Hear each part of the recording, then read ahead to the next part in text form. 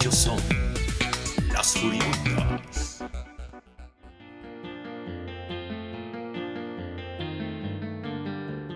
Bueno, vamos a escuchar seguramente sonidos de los trabajadores de la construcción, tan nobles, tan chamba tan dura, pero ruidosa, que se suma al ruido de esta ciudad que siempre está en obra y obviamente a los alrededores de mi humilde morada.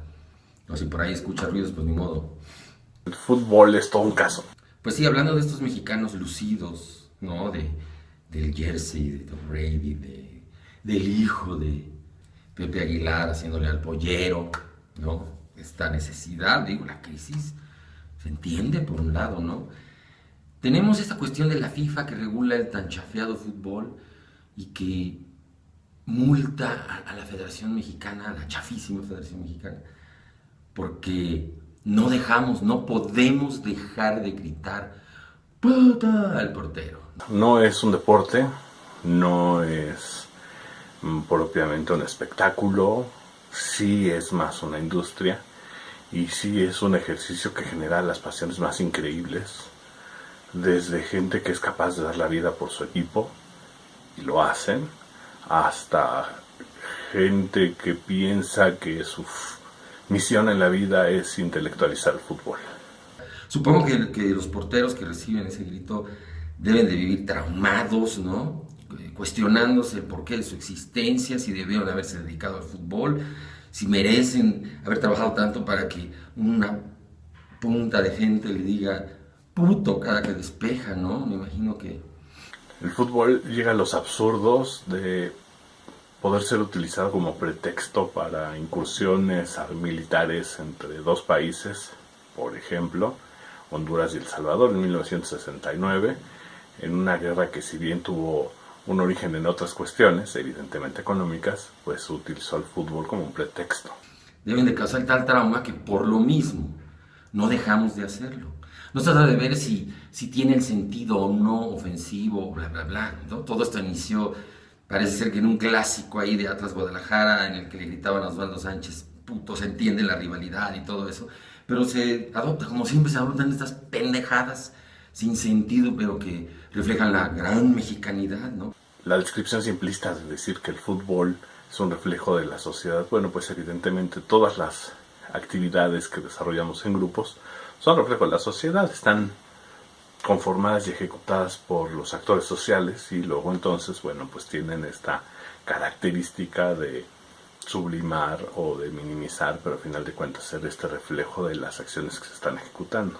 Somos muy unidos, muy chingones y muy organizados para gritar puto al mismo tiempo a un volumen impresionante, que no sirve de nada, ¿verdad? Porque no pasa nada con la selección y que multan y por favor cambiemos el grito, no tiene que haber ni siquiera grito, ¿no?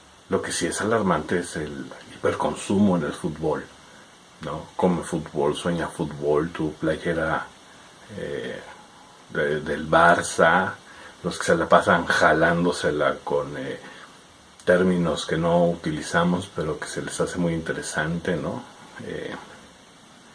Y que no reflejan realmente lo que somos.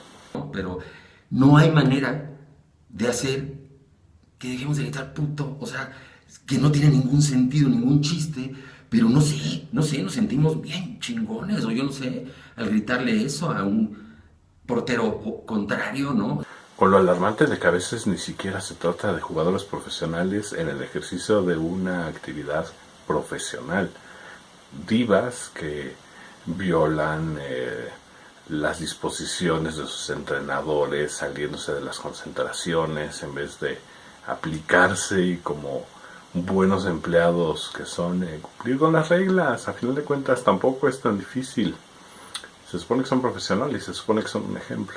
Te digo, es una cosa terrible. Entonces, ¿qué pasa?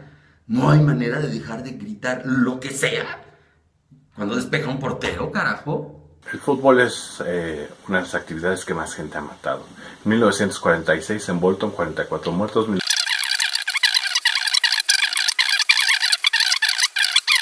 Y no podemos olvidar un crimen que quedó impune cuando en 1985, el 26 de mayo, en un partido con un aforo desbordado en Ciudad Universitaria. 10 personas perdieron la vida en el túnel 29, caso que fue cerrado en un ejercicio muy interesante de la Federación Mexicana de ese deporte, que hizo hasta lo imposible para que la información no llegara a los medios.